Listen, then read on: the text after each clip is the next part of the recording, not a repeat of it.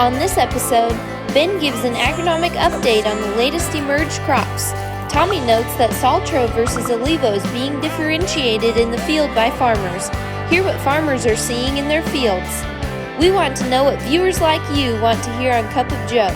Comment below with some topics you want to hear in future episodes. Hi, this is Joe Mershman. Welcome to Cup of Joe, episode number 44, season 2. Today, we have our regulars. We have Tommy and Turk and, of course, Ben. Ben, we're going to start with you because, you're the guy that's always out in the field, always finding problems and successes, right? Yep, it's been a fun, busy week this week. We've looked at a lot of corn. We've looked at a lot of beans. We've done a lot of stand establishments. Seeing how things have been looking. Kind of wanted to cover like what we look for when we're looking at replants. The most common way that I start to do it, because I don't always carry a hula hoop around in the back of the truck, is you measure off your 17.5 feet in a soybean field and 17 feet 5 inches. And, if you're in 30-inch rows, that's 1/1000th of an acre. So if you have, 139 plants in that stand, you have 139,000 plants, and that's obviously an acceptable stand. If you're in 15s, you just count both sides of that 17.5, and that's going to give you your stand. Some of the things that we've been seeing is anything that was planted in the May 1st through the 5th time frame, kind of that 2nd and 3rd, were probably the 2 days that we probably shouldn't have been pushing planters as hard this year. Tommy and I have always joked there's always 2 days in a calendar year where we shouldn't have been planting, and I think those are probably the two that are. Ben, I checked Dick Moore's signs of the moon, and they were very poor those 2 days too. Isn't that ironic? It is ironic. It is. So those 2 days seem to have a little. The plant stands are struggling a little bit more, whether it be corn or soybeans. Anywhere where there is low-lying areas that have held water and that are staying cooler in those conditions, where we're seeing reduced plant stands on both corn and soybeans. But the good news is the great majority of everything that we're looking at on soybeans aren't going to need to be replanted. It's just spotting in a few spots here and there. The other thing that we're seeing, and we touched on it last week just a little bit, is a little bit of chemical damage on soybeans. We kind of touched on how PPOs can be damaging. What are some of the popular PPOs, if we want to name names? If we wanted to name names, we'd probably talk about products that have Valor in them, products that have Authority in them. We're seeing the most damage. I'm even seeing some stuff, a little bit of damage come out of like the Famecifin range down south. That's really unpopular for that to happen. But if we get into those herbicides in that May 1st time frame where we had sprayers running right before or right after those beans were planted, they were coming up out of the ground. They got 1 inch to 1.5 inches of rain as the beans were coming out of the ground, and we're seeing stand losses because of that. It's mainly because the soybean germination process slowed down because it's cool and wet, and then the concentration of herbicide, basically that soybean, the faster it can get through that layer of concentration, the less damage, and so it's kind of like the perfect storm. In other words, 6 out of 7 years you'd never see the issue, but this is the year you're going to see it because we had cool weather, we had the concentration of herbicide, and the longer it's in there, it's just like, I always say, it's like putting your hand in the fire when you're a little kid. You put your hand in the fire and got it out right away, it didn't hurt a bit, but if you just held it there, oh boy, it's going to burn your skin. And that's kind of the way that soybean plant is. If it would have popped right through that herbicide layer, no issue. Right. But it just stayed there and stayed there and stayed there and just kept taking it in. Right, because, even when you look at the entire state of Iowa or northern Missouri, from May 1st till now, we had 10 or 11 days where the soil temps didn't reach 55 degrees, and that's the average for the day. A lot of the times those soybeans were starting off in the morning at 42 degrees or 43 degrees, and they were working their way all the way up to 2-3 o'clock in the afternoon where we were reaching 4-inch soil temps of 54, 55. And really, soybean and corn plants really like that 50 and above. They don't really like dipping down below that. So that entire time they're struggling. They're not growing. They're frost in between, right? and a frost and a snow in between that, if I remember correctly. So we are seeing some issues. Like I said, the low-lying areas, you need to get out and scout those areas. Any places that held water and would have stayed cooler longer, those are probably the areas that are going to need to be replanted. But for the good majority of everything else, we're looking good. Okay, Ben, I got a thin stand. How thin can I go before I should add some more soybeans or replant or whatever you want to call it? If you're seeing a consistent loss of a foot to 18 inches in that soybean field, that's going to pull you down from the 40 to 60,000 range, and that's when we start to need to look at replanting soybeans, because the even stand is what's important. When you have 3-foot skips out on a 30-inch planted bean field, that's not ideal. For corn, we're probably in the range of 24 to 25 at this point in time. If you have a stand like that, you probably are going to want to stick with it, because and you want to look at the uniformity, don't you? Yep. On corn, especially. That brings us back to tripidity. Any more tests come in? What are you seeing? Tripidity works every time, no matter what. Gives you faster, more uniform stand. Correct? Correct. And we are. I've gotten more in, but because of the replants and the field calls, I haven't extrapolated that data, or I haven't put that stuff together for our viewers yet. But hopefully one of these weeks we'll be able to push all that data together, and it has worked every time, just like our Rosen's rep have told us. So go ahead, Tommy. Well, one thing I want to add, Ben, is one of I was out at Wednesday afternoon, and I noticed, and obviously compaction can cause a series of whole other problems. But what I was really noticing in this one particular field was that it did have some compaction in it, and with the PPOs that were applied, in this one it was Valor, I believe, that the compaction was slowing the soybean growth so much, and then it went through that layer so slowly because it was trying to push up that layer of soil, almost like it was crusted over. And then you could see right when it was opened up where the chemical kind of met the crook of the soybean, they died right there on the spot. And it was probably some of the worst burn I've seen yet this year. Do you think compaction plays more of a role in that, or how would you assess that? in the microclimate, compaction definitely slows things like that down. And when I mean by microclimate, I mean like in that little 5-foot area or wherever your compaction is in your sprayer tracks or your tractor tracks or anything like that. Yes, because that plant is going to be already slowed down because it's already got to push harder through that. But in fields where products like Zidua were reused or where they didn't get a pre-put down, these are the best stands that I've seen in the 6 years that I've been working at Merschman's and 4 years prior to that. So things look really, really good where we didn't get that little bit of herbicide ding.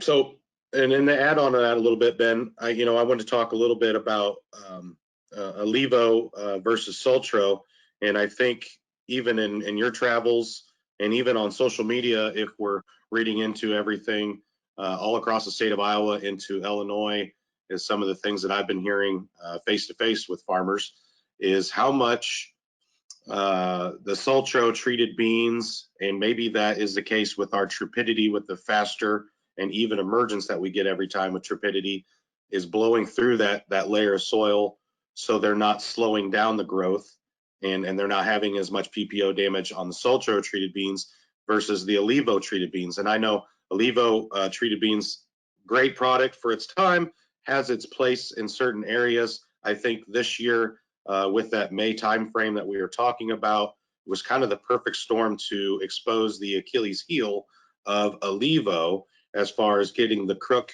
out at that moment, coming through a slow emergence style with that chemical being introduced to that plant. And that's why we're seeing, and I think we would be on double the amount of calls that we've had this year so far if we did put ILeVO on our soybeans. So kudos to you, Joe and Turk, for bringing that product to Mershman Seeds for us to use. Otherwise, we'd be very, very busy right now, because of what we're seeing is ILeVO versus Saltro. As far as the soybean, you can even tell the root growth for Saltro versus ILeVO is amazing comparative right now. And I know ILeVO does have that slow emergence. That's what they've kind of talked about. Their halo effect is what they kind of hang their hat on as a good thing. And I think it's being exposed as the Achilles heel of a bad thing this spring. So keep your eyes on that. And heck of a product as far as Saltro goes. Even better added with Trepidity, in my opinion, from everything I've seen. Ben, can you agree? Absolutely. Yeah, Tommy. I've been reading the social media posts on Ag Talk, and there's a lot of farmers that put side by sides out there, and they're seeing the difference in speed of emergence. They're seeing everything that you're seeing, and that's not us saying it. That's the farmers saying it. But again, back to what Merchant Seed's core values are, and our core values are putting the farmer first. In other words, we didn't sign a long-term supply contract for ILeVO. We wanted the flexibility that if we found a better product that we could go to it. And some companies, I don't care what happens, next year they're going to be selling ILeVO because they have a supply contract, and that's the way they go. And I just think that the world is changing so fast that you have to be able to change with it. And we love ILeVO. We sold a lot of ILeVO over the years, but we just did not like going out, talking to farmers, looking at bad stands, and seeing this interaction with the PPOs. And at the end of the day, guess who ends up paying for it? Merchant Seeds, because we have a free replant policy, and we said, we don't like free replant. The farmer doesn't like free replant. So we just said, there's got to be a better way, and that's why we went to Saltro. And I think we made the right decision. We still, like Ben said last week, and we can check that box off. It definitely does what it's supposed to as advertised as far as coming out of the ground. Now we got to get past the sudden death issue and look at nematodes and see where at the end of the day, yield. I mean, at the end of the day, all we care about is yield, because that's the only thing that can help the farmer. I mean, a perfect stand is the first step to higher yield. So we think we've got that part covered too. So I'm pretty excited about it, and I'm glad our farmers are starting to chime in. But I would hope that what farmers do is get all the facts before you make decisions on products, because many companies are tainted because they're in a box. They can't switch. They can't go to a different or better product because they have long-term supply agreements which give them good margins, which is fine. They got to see companies need to make margins so they can invest in their business too. But at the end of the day, we answer to the farmer. And if the farmer is not benefiting from a product that we have on our seed, if we got a better option, we're going to take a look at it. Anything else, Tommy, to add?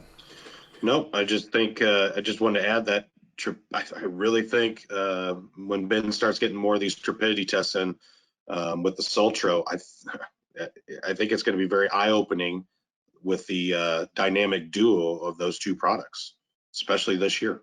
Well, and possibly next week we're going to have another surprise to show on Trepidity. So we'll stay tuned for next week, because we may have something that we can show you next week that you'll be excited about too. So, Turk, great. What do you have to say today? Words of wisdom. Words of wisdom. Well, I don't know about words of wisdom, but words of optimism. The weather forecast is showing that we're going to get into some 80-degree weather coming up next week, and some lows in the 60s, and that's exactly what we need for this corn and soybeans to get off to a great start. When, like Ben said, we have fantastic stands out there on the corn for the most part, unless we had run some type of a cold, wet issue in the low areas.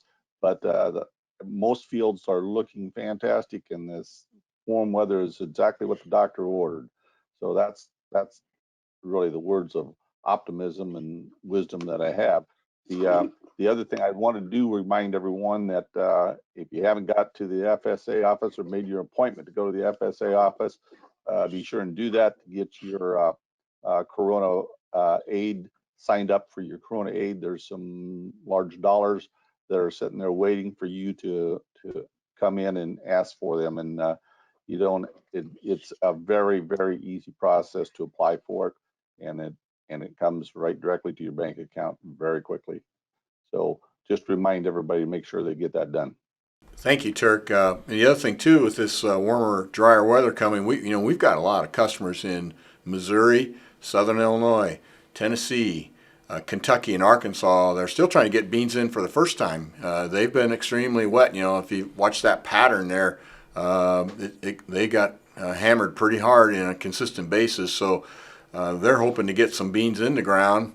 And here we are complaining about our stands, and they're not even planted yet. So, you know, at the end of the day, you know, we cover a large area. We see a lot of different things.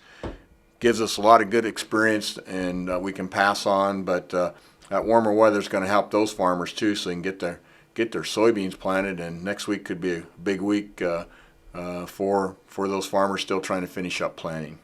Last year, Joe, if anything taught us anything, that it's still not late to plant beans. There is huge yield potential for the beans to get put in the right conditions and with the right weather after they come out of the ground. So not to worry, we still got plenty of time for soybeans. Absolutely, because last year I think most of the soybeans got planted like first 2 weeks in June, and we still had some record yields. So it's the weather after you plant that determines yield, and that's the key. You know, this coronavirus COVID-19 thing we have is obviously putting a lot of strain on our country and on individuals, and particularly if you have the unfortunate situation to have somebody catch it in your family, and worse yet, if you had a death. But sometimes what you can do in a bad situation is kind of look at the lighter side of it. So this week, a friend of mine sent me a couple pages of the lighter side, and I thought I'd just read a couple of them, and we can maybe at least smile for a second or two about the situations that we're in right now. This one here, the first one says, new monthly budget, gas, 0, entertainment, 0, clothes, 0, groceries, $2,799. Yeah, and you know, yeah, this is another one, an individual saying, not to brag, but I haven't been late for anything for over 6 weeks. Kind of indicates, you know, we've been staying home a lot. I like this one pretty much because this kind of says it all in a polite way. The spread of COVID-19 is based on two things. Number one, how dense the population is. Number two, how dense the population is. That's true. You know, wearing the protective gear and social distancing, very important. Now, here's another one that is an ironic situation. Never in a million years could I have imagined that I would go to a bank teller wearing a mask and ask for money. And the last one, and I did this one for Tommy because everybody knows Tommy's our dog person. Coronavirus has turned us all into dogs. We wander around the house looking for food. We get told no if we get too close to strangers, and we really get excited about going for walks and car rides. Absolutely. Absolutely. If you got a dog, you know how excited they get when they get to go outside. Oh, yeah. Anyhow, well, we hope this past week has been a good week for you and your family. We thank you for your business. We continue to wish that you stay healthy, and we'll see you next week. Take care.